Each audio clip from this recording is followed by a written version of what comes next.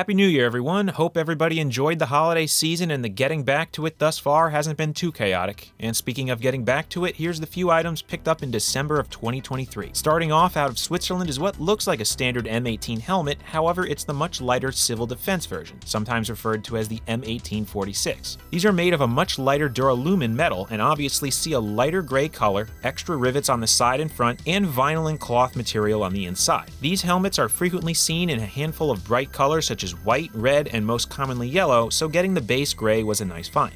Up next, and not too far from Switzerland, is another unique experimental pattern out of Poland, this one being a Mora overprint featuring a pretty odd wave or almost tree bark design. As mentioned with the few other finds over the last few months, Poland throughout the 1980s tested a variety of designs, both new and repurposed, with practically all of them ending up recycled into commercial and fashion pieces. And finally, to wrap up this brief month are two sets straight out of Ukraine, granted on opposite sides of the conflict. On the left is Ukraine's newest pattern seen worn by members of their National Guard, which is a pretty interesting one as it takes the standard MM14 pattern and recolors it while adding a few extra shapes into the mix lifted from their Predator pattern, which has also been used by National Guard forces in the past. Next to it is a supposedly field-captured set of Russian EMR, the standard camouflage of the country's armed forces, with the inclusion of red duct tape on both arms. This identification practice has been seen on both sides and has utilized various colors to denote different units. With that, though, comes the end of December's items as well as those of 2023. Just about every piece seen here will be looked at or covered a bit more in the coming year,